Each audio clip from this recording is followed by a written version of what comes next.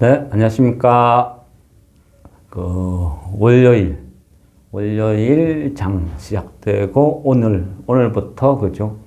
이번 주 목요일, 12월 8일, 목요일은 그 선물 옵션, 그 만기가 있죠. 보통 선물 옵션 이런 만기, 그죠. 3, 6, 9, 12. 이때는 그 약간 변동성이 되게 많아요. 되게 많은데 어찌 보면 그 트릭 같은 거죠. 물론 주식을 오래 하신 분들은 많이 어떤 그런 경험이 있죠. 그러다 보니까 그 오늘부터 어떤 목요일, 그죠? 까지는 장이 지수가 아니고 어떤 재료가 아니고 지금 이 한 4일은 약간 따로 봐야 돼요. 별도로. 따로 봐야 되고, 이제 이 시기는 3, 6, 9, 12, 이 시기는 그 타이밍만 잘 맞으면 어쩔 때는, 그죠? 대형주도 그 매수를 해서 그 한 번씩 이래 재밌는 경우도 막 발생이 됩니다. 근데 지금은 약간 연속성, 이런 걸 봐야 되거든요. 그러니까 월, 하, 수, 목 이래 있으면요. 예를 들어서 방향성 잡기가 제일 좋은 게 월요일 지수 빼고 화요일 빼고 수요일 빼고 하면 목요일은 어찌 될까요? 변수가 많이 생기거든요. 근데 만일 목요일까지 만일 뺐다 하면 목요일 동시호가에 종가 동시호가에 대형주나 이런 걸 매수하면 금요일 날 4일 동안 빠진 거를 왕창 올려주는 경우도 많다는 거죠. 또 반대로 월, 하, 수, 목 상승 요래 쭉 상승해서 끝났다. 그래 되면 금요일 그동안 상승분을 한 방에 쭉 빼는 경우도 많고, 그래서 어쨌든 이 선물 옵션 이 만기 때는 이 변수가 되게 많아요. 그러니까 어떤 실질적인 어떤 자기 본질적인 가치 따라가는 게 아니라는 거죠. 그러니까 가위바위보 게임인데 개인이 뭐를 내느냐 따라 틀리진다. 그래 봐야 되거든요. 그러니까 개인은 이 지수가 상승 쪽에 배팅하면 막판에 외인은 밀어버리죠. 지수를 밀어버리고 자기네들이 원하는 방향으로 선물 옵션을 마감시키고 돈을 다 들고 간다는 거죠. 그러면 인위적으로 이래 미는 것들은 다음날 금요일 되면 쭉 상승으로 나온다는 거죠. 근데 간혹 가다 보면 위로도 상승도 하락도 아닌 보합으로 만드는 경우도 있어요. 그런 거는 양매도 해서 약간 그런 변칙을 쓰는 경우도 있다는 거죠. 근데 어쨌든 오늘부터 장이 약간 그런 조짐이 보여요. 그리고 오늘은 그 외인들이 대형주 위주로 지수를 쭉 뺀 어떤 그런 하루였거든요. 그러다 보니까 외인은 그 2,934억 코스피에서 팔고 코스닥은 523억, 기관은 코스피 150억, 코스닥 7억. 그러니까 미미했죠. 그럼 나머지는 개인이 매수 요래 들어왔다는 거죠. 그런데 보통 보면 최근에는 그죠? 동조화 현상을 보이면서 외인이 매수하면 환율도 따라 오르고 또 외인이 매도하면 환율도 내리고 했는데 오늘은 외인이 2,934억 팔았음에도 환율이 10원 내렸습니다. 그러니까 이런 식으로 일시적으로 동조화가 깨지고 하는 것은 선물 옵션에 대한 트릭이라는 거죠. 그래서 이 4일 동안은 환율의 움직임만 이래 관찰을 하고 거기에서 이 4일 동안 움직임을 합산을 해서 지금 오늘 아침에 9시 시작 전에 그 지수에서 4일 동안의 어떤 지수폭을 합산을 해서 금요일 날 반영해 주는 경우가 되게 많거든요. 그러니까 그런 시각으로 보시면 되고, 또 선물 옵션 이쪽을 좀 잘 아시는 분들은 외인들 포지션 변화 아니면 룰오버가 이루어지는지 그런 상황도 같이 체크를 해야 될 시기입니다. 그러니까 어쨌든 이 4일 동안은 어떤 재료보다 가장 강력한 것은 외인들의 선물 옵션 이 포지션 변화를 잘 봐야 되는 시기라는 거죠. 그리고 그죠? 오늘 어떤 장을 보면 그 한동훈 테마가 뭐 장을 거진 주도했다 봐도 되겠습니다. 뭐 한동훈, 뭐 청주 한시라고 오르고, 뭐 같은 사법연수 27기라고 오르고, 또 그 한동훈 와이프랑 뭐 같은 법무법인 근무했다고 오르고 그런 하루였죠. 정치 테마라는 것은 제가 볼 때는 그래요. 이거는 뭐 그죠? 우리나라만 있는 기이한 현상이죠. 외인들도 우리나라 들어와서 이 투자를 하다 보면 테마라는 것에 대해서 가장 어렵고 힘들어하는 부분이 그 어떤 친인척이라든지 아니면 지인 이런 테마거든요. 외인들도 이런 거는 잘 이해를 못해요. 대체 이게 무슨 연관이 있느냐? 같은 고등학교 나왔다, 같은 대학교 나왔다, 같은 법무부인 나왔다, 같은 청주 한시다. 이게 테마다. 외인들은 무슨 소리인지 모른다는 거죠. 그러니까 어쨌든 내가 어떤 종목을 들고 있었는데 어쩌지 하다 보니까 한동훈 테마로 엮였다. 이러면 뭐 땡큐 하고 뭐 팔아먹는 거 그게 뭐 정석이지. 지금 여기에서 뭐 한동훈 테마를 따라잡는다. 이거는 자살 행위 같아요. 이런 것은 안 하는 게 좋다. 근데 내가 어떤 종목을 쭉 바닥에 기고 있는 걸 사놨는데 어찌하다 보니까 뭐 급등하더라. 왜? 그러니까 한동훈 테마. 그러면 이유 없이 그냥 파는 게 정석 같아요. 이건 한동훈 테마라는 게 그죠? 상식적으로 이렇게 생각을 해보세요. 여기 무슨 가치가 있겠어요. 그래서 이런 거는 내가 만약에 못 잡았으면 그냥 뭐 가면 가는갑다 하고 그냥 보는 거지. 여기에 대해서 뭐 어떤 추세를 꺼서 뭐 어떤 차트가 돌파를 했니 어쩌네 하면서 추격을 하는 것은 아닌 것 같습니다. 지금은 장이 돈이 없죠. 고객 예탁금도 계속 줄어들고 돈은 없고 개인들은 또 그나마 돈이 없으니까 신용으로 밀어붙이고 어떤 장의 어떤 질적으로 보면 투자금이라는 이 맥락에 대한 어떤 질로 따져보면 최악이죠, 최악. 지금은 질적으로 아주 안 좋은 그런 상황에 지금 놓여 있는 게 사실이거든요. 그러다 보니까 시장에 돈이 없다 보니까 뭐 개인들이 적극적인 참여가 없다 보니까 테마라는 것도 그 전에 시장에 돈이 많으면 테마도 2개, 3개가 막 동시다발적으로 같이 움직이거든요. 그런데 지금은 어떤 돈이 없다 보니까 특정한 테마 하나가 강세를 띠면 한동훈 테마가 쭉 급등을 하면 개인들은 그러니까 개인들이란 말은 뭐 대한민국에서 그 전업 단타 치는 이런 사람들은 기존에 있는 주식을 다 팔고 이 테마로 욱 달라붙는다는 거죠. 그러니까 그 외에 한동훈 테마 외에 다른 종목들은 그냥 막 질질질질 그냥 흘러내리는 거죠. 요즘 장이 그렇습니다. 근데 오늘 한동훈 테마가 강했다 했어. 내일도 강하느냐? 그건 아니라는 거죠. 요즘은 그 당일 코스로 테마가 빠르게 돌아가는 경우가 되게 많아요.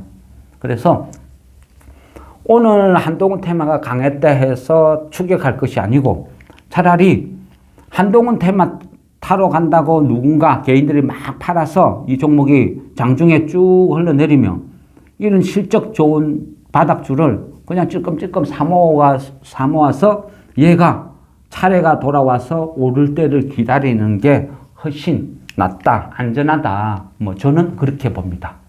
그러니까 어쨌든 오늘은 그 한동훈 테마가 주도하다 보니까 그 외의 종목들은 별로 재미가 없었어요. 그리고 그 중국 요즘 화장품 관련주들 또 들썩들썩하죠.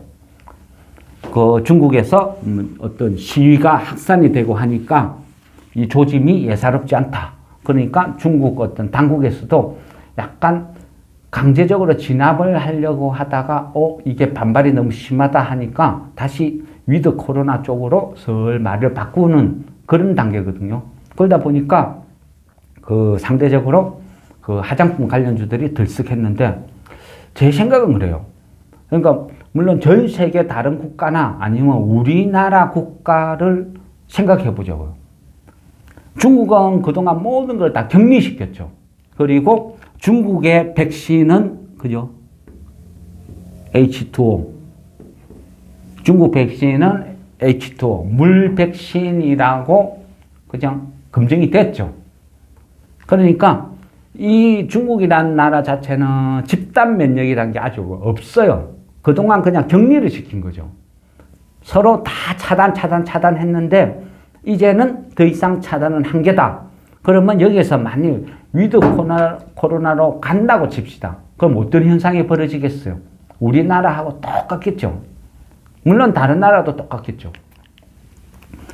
10억 인구인데, 그죠? 10,000명, 40,000명, 뭐 16만 명, 뭐 30만 명, 100만 명 급증을 하겠죠. 급증을 하고 이 급증하는 과정에서 많은 어떤 뭐 중증 환자, 희생자들이 발생이 되겠죠. 그리고 어느 정도 뭐 1억 명, 2억 명 어느 정도 정점을 찍어야 다시 집단 면역이 이루어지면서 쭉 빠지죠. 우리나라처럼. 그래 될 거라는 거죠. 그렇게 안 하면 방법이 없다. 전 세계 모든 나라가 똑같이 겪었는데 중국만 예외다. 그거는 아니라고 봐야 되잖아요. 그러니까 중국은 만일 위드 코로나로 간다 하면 이런 식으로 이 환자들이 급증을 할 거다. 이렇게 보는 게 맞는 것 같아요.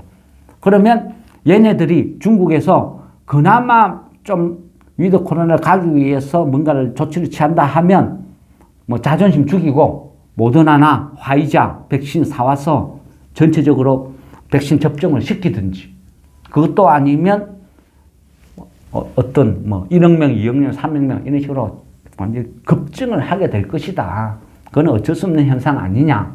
이래 본다 하면 중국에서 위드 코로나라고 이야기를 한들 그 쉽게 우리가 뭐 화장품주나 이런 걸 손대는 거는 좀 시기상조 아닌가. 뭐 저는 어떤 개인적으로 그래 생각합니다. 그래서 이 관심을 어떤 테마에 관심을 가질 때 좀 중국 관련 이런 종목군들은 좀 빼는 게 맞지 않을까. 제 생각은 그렇습니다. 그리고 지금 이제부터 서서히 그죠? 미국의 중요 지표들이 하나씩 나오겠죠. 그런데 어쨌든 어떤 파월 아니면 연준 입장에서는요, 그죠? 지금 그 인플레이션 막바지에 와 있잖아요. 인플레이션을 때려잡기 위해서 막바지에 나와 있는데 지금까지 치고받고 싸우면서 금리를 급속하게 올리면서 마지막까지 와 있는데 마지막에 그죠? 헤지펀드한테 어떤 여력을 줘버린다. 약점을 보인다. 금리를 여기에서 더 이상 내가 못 올린다. 미국의 경기도 심각하다. 그래서 연준에서 금리를 계속 강행한다는 것은 한계가 있다. 이런 뉘앙스를 줘버리면 어떻게 되겠어요? 다시 헤지펀드들이 저게 한계야. 금리 5.5가 한계야. 그런 자신감을 가지면 헤지펀드들이 또 공격을 해오겠죠. 총공격을 해오면 그러면 또 엉망이 된다는 거죠. 그래서 미국 경기가 어려운 것은 사실이고 금리를 더 이상 못 올리는 것도 맞는 것 같아요. 끼게봐야 한 5.5 여기에서 한계치라고 미국 기업도 더 이상 못 견딘다고 이렇게 보여지고 연준도 그렇게 생각은 할 거예요. 그렇지만 말은 그렇게 할 수 없다는 거죠. 설사 저게 진실이라고 해도 금리를 더 이상 못 올린다 해도 말 자체는 우리가 이제 한계입니다. 금리 더 이상 못 올립니다. 이런 말은 할 수가 없는 게 파월이고 연준의 입장이다. 이래 봐야 된다는 거죠. 그래서 앞으로는 그 어떤 뭐 우리가 뭐 CPI 지수나 여러 가지 지표가 쭉 나오면서 연준에서 파월이 뭔가 뉘앙스를 풍기겠죠. 아마 그죠? 어떤 금리는 0.5를 올리면서 말로 해결하려겠죠. 일단은 0.5를 올리는데 인플레이션 조짐이 조금이라도 보이면 다시 강력하게 금리를 추가 인상하겠다. 연준은 언제든지 금리를 올릴 준비가 되어 있다. 내년도 뭐 동결 아니다. 필요하면 금리를 6%, 7%, 8% 얼마든지 올릴 준비는 되어 있다. 이런 강력한 메시지를 던질 것 같아요. 그래야 막바지에 인플레이션을 마지막까지 때려잡을 수 있으니까 헤지 펀드들의 딴 생각을 못하게 헤지 펀드들이 포기하게 만들기 위해서는 뭔가 강력한 메시지가 던져질 것이다. 이래 보는 거죠. 그러면 우리가 밤사이에 파월이 강력한 어떤 뉘앙스를 풍겨서 다우 나스닥이 뭐 왁 급락을 했다 해서 무서워할 건 아니라는 거죠. 그런 식으로 해서 우리가 코스피가 왁 떨어지면 오히려 그런 것들이 저가 매수 찬스가 될 수도 있다. 이래 어떤 보는 시각이 맞는 것 같아요. 지금부터 진행되는 과정은. 그래서 그 파월의 어떤 연준의 발언, 이것들은 어찌 보면 역으로 반대로 생각하는 게 지금은 이 시기는 맞는 것 같다. 저는 이제 그런 생각을 합니다. 그리고 지금 현재 장을 가장 찍어 누르는 것은 금투세죠. 금투세. 금투세가 안 잡히죠. 이렇든 저렇든 뭔가 결론을 내야 되는데 이것도 아니고 저것도 아니고 계속 질질질 끈다는 거죠. 그러다 보니까 민주당도 눈치를 보죠. 민주당도 눈치를 보는데 그런데 민주당은 또 이분법으로 대한민국의 주식을 하는 사람 입장에서는 대한민국에 1,400만 명이 주식을 한다. 금투세 강행하면 이 1,400만 명이 응징을 할 것이다. 이렇게 주장을 하면 민주당 입장에서는 1,400만 명이 주식을 해. 그러면 한 3,600만 명은 안 하는 사람이네. 우리는 이 1,400만 명을 압박을 해서 3,600만 명한테 지지를 얻겠다. 이런 전략이라는 거죠. 그러다 보니까 계속 강경책을 지금 주장을 하고 이런 식이거든요. 근데 어쨌든 이 금투세를 강행을 하게 되면, 그죠? 주식시장 저는 대폭락한다 보고 엄청난 혼란이 올 것이다. 지금 이제 이래 예상을 하는 거죠. 그래서 요즘은 좀 머리가 아파요. 한동안 제가 머리를 안 자르고 있었거든요. 그래서 이 금투세 강행하면 저 광화문 광장 앞에 가서 이 삭발식도 하고 좀 투쟁을 하려고 머리를 길렀는데 유튜브 보시는 분들이 하도 거지 같아 해서 그래서 일단은 머리는 잘랐습니다. 어쨌든 지금 여러 가지 설이 나와요. 근데 대주주 한도 요건 이것을 국민의힘에서는 100억으로 10억을 100억으로 하자 주장했잖아요. 그런데 여기에서 약간 좀 타협점이라 해야 되나? 민주당 일부에서는 타협안으로 100억은 금수저, 부자 감세다. 이거는 절대 용납 못한다. 하면 적당한 타협점을 찾자 해서 한 50억 정도의 어떤 타협안은 왔다 갔다 하는 것 같아요. 만약 이래 되면 거래세, 우리한테는 그죠? 거래세가 큰 의미가 없어요. 말은 거래세이나 뭐 그게 더 도움이 되지 않느냐 하는데 거래세를요 줄여주면 결국은 뭡니까? 단타 치라는 이야기죠. 죽으라고 단타 열심히 치라. 그래야 정권사들 떼돈 벌고 나라에서 세금 많이 떼간다. 결국 그 소리거든요. 그거는 그죠? 말도 안 되는 소리죠. 정부에서 나라에서 주식 투자를 장투를 할 수 있는 장기 투자를 할 수 있는 이런 건전한 투자 문화를 조성을 해야 되는데 오히려 단타 치라고 노름을 조장하는 이런 나라가 어디 있습니까? 이게 법입니까? 제가 볼 때는 참 기가 차요. 이런 거를 법이라고 거론한다는 자체가 우리나라 국회의원들 국회 수준이 딱 그 정도밖에 안 된다는 거죠. 얼마나 한심한 어떤 집단들인지 한 번씩 보면요 막 부글부글 끓어올라요. 그래, 어쨌든, 얘가 만일 10억이 계속 10억으로 유지가 된다 하면 아마 그 12월 말까지는요, 시가총액 한 1,000억에서 3,000억짜리 이런 종목들은 질질질질질질 막 계속 흘러내릴 거예요. 끝없이 매물이 막 쏟아지니까. 그렇기 때문에 이때는 뭐 만일 얘가 어떻게 돼야 따라 틀리지만 여기에 따라서 또 포지션 변화, 종목 구성 변화를 바꿔야 되겠죠. 근데 일단은 그런데 10억이 아니고 10억이 한 50억 정도만 상향을 돼도 아마 저 코스닥이나 이런 개별 종목들은 굉장히 좀 탄력을 받을 것 같아요. 연말 막판 약간 뭐 산타랠리 비슷한 어떤 그런 징조는 보일 수 있을 것 같아요. 근데 어쨌든 만일 10억이 계속 유지가 된다 하면 전략적으로 아마 이 작전을 다 바꿔야 될 것 같아요. 그래 어쨌든 그 주식을 하는 사람은 항상 최악을 대비해야 되잖아요. 최악을 대비해야 되니까 저도 지금의 어떤 관점은 10억에서 10억으로 계속 유지된다는 관점에서 어떤 그런 종목군들만 지금은 계속 보고 있거든요. 그러다 보니까 어떤 품절주 이쪽 위주로만 보고 이 종목이 뭐 일반적으로 이래 왕창 한 10억씩 사기는 힘들다. 이런 종목군들만 어떤 포커스를 맞춘다는 거죠.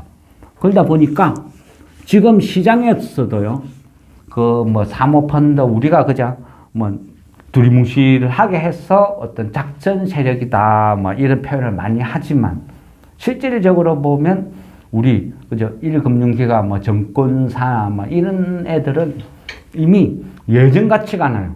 예전에는 그죠 그 뭐 굳이 표현한다면 낭만이 있었어요. 건달 같은 낭만이 있는 건달 같은 이런 문화였고 증권사에서 작전 세력이라 해도 어떤 뭐 쓰레기 주를 손대는 게 아니고 진짜 실적 좋은 것을 남들보다 내가 빨리 찾아내어서 내가 야금야금 사모으고 얘가 실적이 이만큼 좋아졌다 공개를 하고 그러면서 얘를 끌고 가면서 초급등을 만들고 이런 나름대로의 어떤 낭만, 룰이 있었는데 건달 문화가 있었는데 요즘 증권사 하는 것들은 그저 깡패 수준이죠. 하는 짓거리가 공매도 이런 거 해서 그죠? 수수료나 받아 챙기는 이런 집단으로 돌변했어요. 그러다 보니까 그 역할을 우리가 소위 어떤 그 주식에서 필요악이라고 하는 작전 세력 이런 것들은 다 사모펀드들이 한단 말이죠. 그러면 이 사모펀드들도 분류상으로는 개인하고 똑같아요.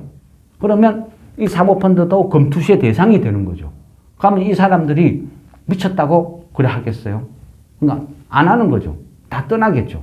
아니면 손 놓고 12월 달은 스톱 한다든지 갖고 있는 물량 대거 처분을 한다든지 그래서 폭락을 한다는 거죠. 그래 어쨌든 지금 어떤 장을 흐름을 보면 어떤 종목군들의 특징이 있어요. 말은 뭐 한동훈 테마다, 네옴시티 테마다, 무슨 테마다 막 갖다 붙이지만 오늘도 한동훈 테마라고 하는 종목군들이 막 급등을 많이 했어요. 그렇지만 말은 한동훈 테마지만 공통점은 뭐냐면요. 다 품절주라는 거. 실제 보면요. 저 어떤 한동훈 테마를 굳이 갖다 붙이면 거기서 여러 종목이 쭉 나오죠. 그런데 뭐 예를 들어서 뭐 KCC 건설 같은 거 이런 것도 사회이사가 한동훈하고 같은 법무법인 출신에다가 그 같은 그 사법연수 27기인가 같은 동급생이란 말이죠. 그런데 시가총액이 큰 것들은 전혀 안 먹혀요. 아예 안 먹혀죠. 그런데 오히려 뭐 굉장히 부실한 회사 어떤 뭐 바이오 회사 이런 회사라 하더라도 가벼우면 시총이 가벼우면 갖다 붙여서 상한가 근방까지 갔다 오고 막 그런단 말이죠. 그러면 그 오늘도 보니까 뭐 노을 같은 이런 것도 제가 개인적으로 보지만 얘는 재무 구조나 이런 것들이 안 좋고 지금은 12월 연말이고 그러니까 재수 없으면 유상증자 공시 떠서 한 방 얻어 터질 수도 있고 그래서 사진 않는데 테마가 어떤 식으로 형성되나 하고 쭉 지켜는 보는 종목입니다. 그러면 노을 같은 경우도 한동훈이, 그죠? 한동훈이 그 와이프, 진은정인가? 이 와이프하고 연계된 이런 그 회사인데, 이런 회사들도 뭐 상한가까지 막 달리고 막 급등을 하고 난리를 치긴단 말이죠. 그리고 어떤 종목들은 택도 안 되게, 그죠? 청주한시라고. 청주한시가 회사 사장이라고 막 급등시키고, 막 아니면 그 고등학교, 같은 고등학교 나왔다 해서 뭐 급등시키고, 이런 말도 안 되는 테마를 붙이지만은 결국은 한동훈 테마도 무조건 다 가는 게 아니었다. 실제 시세를 뽑는 것은 다 시가총액이 1,000억 이하짜리 품절주에서 시세가 나온다. 이걸 봐야 된다는 거죠. 그래서 한동훈 테마라는 어떤 관점보다는 제가 보는 시각은 1,000억 이하짜리 품절주에서 지금은 갖다 붙여서 빠른 순환매가 나온다. 이래 보면 다음 테마도 뭔가를 갖다 붙이더라도 또 똑같이 품절주에서 만들어 먹지, 시가총액 큰 종목들은 금투세의 어떤 폭탄이 언제 터질지 모르니까 손을 안 댄다는 거죠. 그리고 어떤 사람들이, 그죠? 내가 이 종목을 왕창 한 10억, 20억 이래 들고 있다. 금투세 지금 아직 결정이 안 됐으니까 이거는 팔까 말까 고민을 하고 있는데, 누군가가 한동훈 테마 해가지고 우욱 급등해주면 바로 땡큐하고 물량 퍼부어버리겠죠. 그러니까 지금은 세력들도 그런 것까지 다 감안해서 움직인다는 거죠. 그래서 어떤 테마로 연계가 되든 안 되든 중요한 것은 시가총액이 낮은 종목군에서 시세가 뿜어져 나온다. 그래서 그 실적 좋고 뭐 괜찮은 회사 바닥에서 놀고 있으면 그런 것들 찔끔찔끔 분할 매수하는 게 지금 장의 어떤 대응은 맞는 것 같습니다.